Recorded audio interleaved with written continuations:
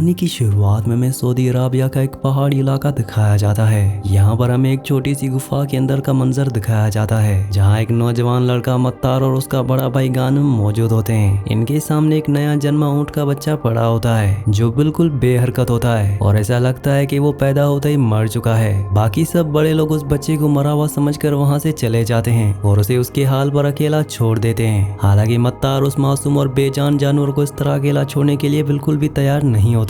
वो धीरे से इसके पास झुकता है और उसके कान के बिल्कुल करीब जाकर एक नाम पुकारता है, हफीरा।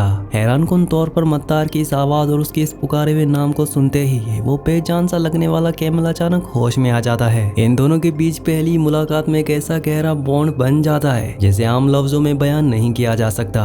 अब इसके बाद कहानी कुछ साल आगे बढ़ती है और हमें इन बेडूइन भाइयों की असली जिंदगी और उनके आने वाले ख्वाबों के बारे में डिटेल से पता चलता है। यहाँ पर हमें पता चलता है कि मत्तार और गानिम अपने मशहूर दादा की कहानियां सुनकर बड़े हुए हैं, जिन्हें पूरी बेडूइन दुनिया सिर्फ हज्जान के नाम से जानती थी। गानिम अब एक बहुत ही तजुर्बेकार कैमल जो कि बन चुका है, जिसका सबसे बड़ा ख्वाब ग्रेट सफवा रेस जीतना है। वो हर हाल में इस ग्रेट रेस को जीतकर अपने दादा के नाम और उनकी महान लेगेसी को हमेशा के लिए जिंदा रखना चाहता है। इसलिए वो दिन रात इस तपते हुए रेगिस्तान में अपने कैमल के साथ सख्त मेहनत करता है ताकि वो अपने ख्वाब को हकीकत में बदल सके। दूसरी तरफ छोटा भाई मत्तार रेसिंग की इस कॉम्पिटिटिव दुनिया से दूर रहना पसंद करता है, पर उसका अपनी ऊँटनी हफीरा के साथ कनेक्शन किसी जादू से कम नहीं। दरअसल मत्तार पूरा दिन हफीरा से बातें करता है। वो उसकी बड़ी बड़ी आंखों में देखकर उसकी हर जरूरत को बिना बोले ही समझ लेता है। बेडूइन कल्चर में वैसे तो कैमल्स को बहुत इज्जत दी जाती है, पर मत्तार का हफीरा के लिए प्यार एक सोचे समझे फैमिली मेंबर जैसा होता है, जिसके बिना वो अधूरा है। कुछ टाइम बाद वो वक्त आ जाता है जब ग्रेट सफवा रेस से पहले एक बहुत ही हाई स्टेक्स और खतरनाक कैमल रेस शुरू होने वाली होती है। गानिम पूरे प्राउड के साथ अपने कैमल पर बैठकर रेस ट्रैक पर बिल्कुल तैयार होता है। उसकी आंखों में जीत का जुनून होता है। रेस ट्रैक की मिट्टी पूरी तरह से तैयार की गई होती है और चारों तरफ लोग इस अजीम मुकाबले को देखने के लिए जमा होते हैं। तभी रेस का ऐलान होता है और सारे कैमल्स दौड़ना शुरू करते हैं। ट्रैक के बिल्कुल साथ साथ ओनर्स और ट्रेनर्स अपनी बड़ी बड़ी एसयूवीज और लैंड क्रूजर्स में बैठकर कैमल्स के बराबर तेजी से ड्राइव कर रहे होते हैं। गानिम बहुत ही महारत से अपने कैमल को आगे बढ़ा रहा होता है और अपनी शानदार स्किल्स दिखाते हुए जीत के बिल्कुल करीब पहुंच जाता है। हालांकि इस रेस में सब कुछ फेयर और ईमानदारी से नहीं चल रहा होता, क्योंकि कुछ लोग जीतने के लिए किसी भी हद तक जाने को तैयार हैं। यहाँ हमें पता चलता है कि रेस ट्रैक पर कुछ राइवल जूकीज भी मौजूद हैं, जो रूल्स को तोड़कर खेल रहे हैं। इन सभी मक्कारों के बीच एक मिस्टीरियस गोल्डन राइडर सबसे आगे होता है, जो दरअसल एक बहुत ही अमीर और जालिम कैमल मर्चेंट जैसे अल सकार के इशारे पर काम कर रहा होता है। वो गोल्डन राइडर चालाकी से गानिम के कैमल के बिल्कुल करीब आता है और उसे जानबूझकर जोरदार टक्कर मारता है। इस भयानक टक्कर की वजह से गानिम अपना बैलेंस पूरी तरह खो बैठता है और हवा में उछलकर पूरी तरह नीचे जमीन पर गिर जाता है। इस तेजी से गिरने और पीछे से आते हुए बाकी कैमल्स के भारी पैरों के नीचे आने की वजह से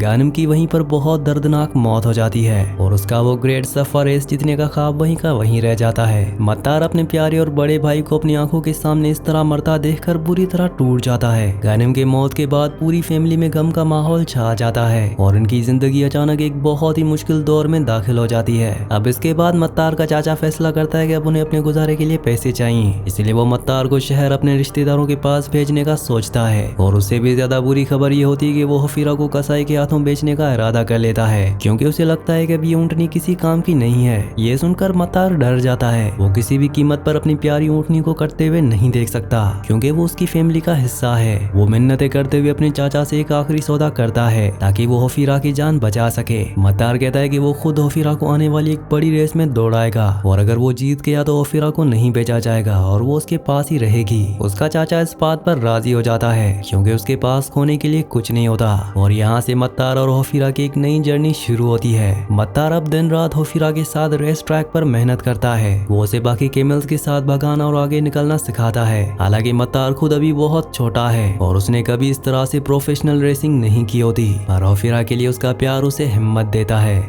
अब इसके बाद क्वालिफाइंग रेस का वक्त आता है, जहां मत्तार और हफीरा आखिरी उम्मीद के साथ ट्रैक पर खड़े होते हैं। ट्रैक पर और भी बहुत से अमीर और तजुर्बाकार जूकीज मौजूद होते हैं, जो इस छोटे से बच्चे को देखकर उसका मजाक उड़ाते हैं और उसे कमजोर समझते हैं। तभी रेस शुरू होती है और हफीरा हवा को चीरती हुई आगे बढ़ती है। मत्तार उसकी पीठ पर बिल्कुल चिपका हुआ होता है। एसयूवीज दोबारा ट्रैक के पीछे भागने लगती हैं और ओनर्स अपने अपने कैमल्स को मैकेनिकल विप से तेज दौड़ने पर मजबूर करते हैं, लेकिन मत्तार किसी विप का इस्तेमाल नहीं करता। वो सिर्फ अपनी आवाज और प्यार से हफीरा को आगे बढ़ने का इशारा करता है। इन दोनों का कनेक्शन इतना पावरफुल होता है कि हफीरा बाकी सब प्रोफेशनल कैमल्स को पीछे छोड़ते हुए ये क्वालिफायर रेस पूरी शान से जीत जाती है। जीत की खुशी में मत्तार हफीरा के गले लग जाता है कि अब उसने अपनी प्यारी कैमल को हमेशा के लिए बचा लिया है और अब सब कुछ ठीक हो जाएगा। वहीं दूसरी तरफ इस जीत ने हफीरा को आम कैमल से एक बहुत ही वैल्यूएबल और बेहतरीन रेसिंग कैमल में बदल दिया होता है, जिसकी कीमत अब लाखों में होती है। मत्तार का चाचा जब देखता है कि इस कैमल की कीमत इतनी बढ़ चुकी है तो उसके अंदर का लालच अचानक जाग उठता है। वो मत्तार से किया वो अपना वादा तोड़ देता है और अपने फायदे के लिए हफीरा को सीधा उस अमीर मर्चेंट जासिर अल सक्कार के हाथों बेच देता है। जब मत्तार को इस धोखे का पता चलता है तो वो अपने चाचा से बहुत लड़ता है, रोते हुए चीखता है, पर उसका चाचा उसकी एक नहीं सुनता। यहाँ हमें पता चलता है कि जस्सार वही इंसान है जिसकी टीम के गोल्डन राइडर ने गानिम की जान ली थी, जो इस बात को और भी ज्यादा दर्दनाक बना देता है। जासिर के आदमी आकर हफीरा को ट्रक में डालकर ले जाने लगते हैं और मत्तार रोते हुए उस ट्रक के पीछे भागता है, लेकिन वो उस तक नहीं पहुंच पाता।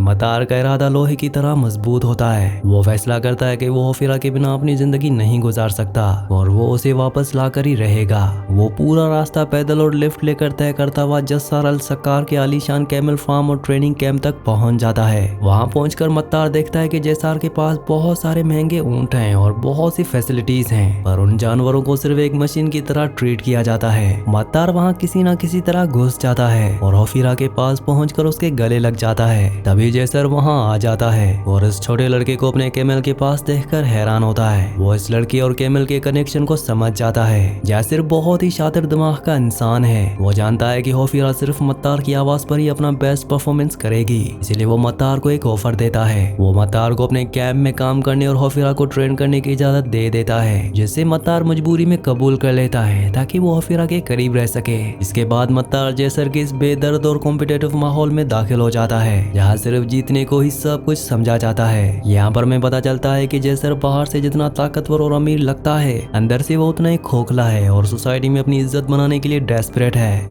अब यहाँ हम उसकी वाइफ को देखते हैं जिसका नाम सारा है। इनके बीच का रिश्ता भी कुछ ज्यादा अच्छा नहीं होता। दरअसल इन दोनों की शादी कोई प्यार का नतीजा नहीं है, बल्कि एक मैरिज ऑफ कन्वीनियंस है। यहाँ सारा उसके इस अमीर और दिखावे वाले लाइफस्टाइल से पूरी तरह तंग आ चुकी है। सारा और जैसर के बीच बहस होती है, जहाँ सारा उसे याद दिलाती है कि उसके पास असली टैलेंट नाम की कोई चीज नहीं है, वो सिर्फ पैसे से लोगों को खरीदता है। ये बातें जैसर को बहुत चुभती है और वो सोसाइटी की नजरों में खुद को महान साबित करने के लिए ग्रेट सफा रेस जीतने के पीछे पागल हो जाता है। वहीं दूसरी तरफ मत्तार जैसर के कैंप में बाकी जॉकीज के साथ वक्त गुजारता है और इनके रूल्स और ट्रेनिंग को समझने की कोशिश करता है। यहाँ पर जैसार का एक सबसे बेहतरीन और चैंपियन जॉकी होता है जिसका नाम माजिद है, जो रेस में हमेशा सबको पीछे छोड़ देता है। लेकिन माजिद के बारे में एक बहुत ही अजीब बात ये होती है कि उसने हमेशा अपना चेहरा कपड़े से पूरी तरह ढका हुआ होता है और वो किसी से बात नहीं करता। एक दिन जब मत्तार चुपचाप कैंप में घूम रहा होता है तो उसकी नजर अचानक माजिद पर पड़ती है, जो अकेले में अपना चेहरा साफ कर रहा होता है। मत्तार ये देखकर पूरी तरह हैरान रह जाता है, क्योंकि कपड़े हटाने के बाद उसे पता चलता है कि माजिद असलियत में एक लड़का नहीं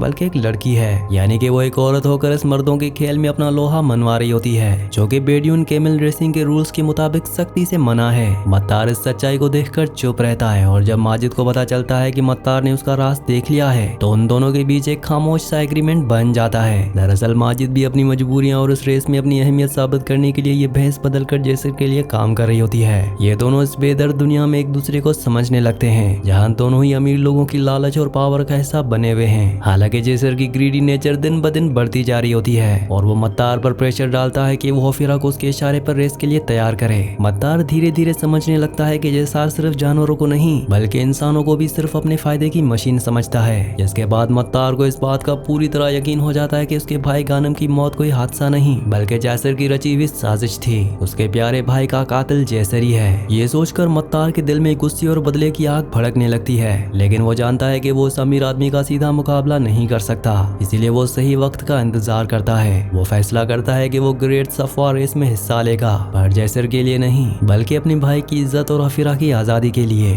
अब इसके बाद वो दिन आ जाता है जिसका सबको बेसब्री से इंतजार था, द ग्रेट सफा रेस, जहाँ पूरी कंट्री के सबसे बेहतरीन ऊंट और जुकीज जमा होते हैं। हजारों लोग रेस को देखने के लिए जमा होते हैं। जैसिर भी वहाँ मौजूद होता है। उसे यकीन होता है कि उसकी टीम और उसकी वेल्थ उसे ये टाइटल आसानी से जिता देगी। मत्तार होफिरा की पीठ पर बैठता है। वो धीरे से उसकी गर्दन फिराता है और उसे अपने भाई की याद दिलाता है। तभी रेस का फौरन ऐलान होता है। गेट्स खुलते हैं और सैकड़ों ऊंट्स दौड़ने लगते हैं। ट्रेनर्स गाड़ियों की खिड़कियों से बाहर निकलकर अपने कैमल्स को चिल्ला चिल्लाकर डायरेक्शंस दे रहे होते हैं और मैकेनिकल व्हिप्स का इस्तेमाल पूरी तेजी से चल रहा होता है। दूसरी तरफ मत्तार सिर्फ अपने बैलेंस और होफिरा की नेचुरल स्पीड पर भरोसा करते हुए इन सब मुश्किलों को पार करता हुआ आगे बढ़ता है। जैसर के पाले हुए बाकी राइवल जुकीज अब वही घटिया ट्रिक्स आजमाने लगते हैं जो उन्होंने घानिम पर आजमाई थी। वो मत्तार को ब्लॉक करने और उसे गिराने की पूरी कोशिश करते हैं, पर मत्तार स्किलफुली कैमल के ऊपर मैन्यूवर करता है। दरअसल मत्तार ने इन बदमाशों की स्ट्रेटेजी को पहले से ही समझ लिया होता है, इसलिए वो उन्हें उन्हीं के जाल में फंसाकर साइड से निकल जाता है। रेस का आखिरी हिस्सा आने वाला होता है और होफिरा अपनी पूरी जान और स्टेमिना लगाकर ट्रैक पर सबसे आगे निकलने की कोशिश कर रही होती है। जैसर अपनी गाड़ी से ये सब देखकर गुस्से में पागल हो रहा होता है। वो अपने ड्राइवर को गाड़ी और तेज चलाने और मत्तार को रोकने का हुक्म देता है। हालांकि होफिरा इस वक्त किसी आम कैमल की तरह नहीं बल्कि एक ऐसी आजाद रूह की तरह भाग रही होती है जिसे कोई नहीं रोक सकता। यानी कि मत्तार और होफिरा के बीच का वो रूहानी बॉन्ड जो फिल्म की शुरुआत में गुफा में बना था आज ट्रैक पर अपना असली जादू दिखा रहा होता है। जब मत्तार बाकी सबको पीछे छोड़ते हुए फिनिश लाइन की तरफ बढ़ता है तो देखने वालों की चीखें और जीत का जोश पूरे स्टेडियम में गूंजने लगता है और आखिरकार मत्तार और होफिरा सबसे पहले फिनिश लाइन क्रॉस कर जाते हैं और इस ग्रेट सफा रेस के अनचैलेंज्ड चैंपियन बन जाते हैं। फिनिश लाइन क्रॉस करते ही पूरा क्राउड खुशी से पागल हो जाता है। लोग अपनी जगहों से कूदकर तालियां बजाते हैं और इस ऐतिहासिक दिन को सेलिब्रेट करते हैं। जैसर का घमंड और उसकी झूठी शान सबके सामने बुरी तरह मिट्टी में मिल जाती है और उसे समझ आ जाता है कि पैसे से असली टैलेंट नहीं खरीदा जा सकता।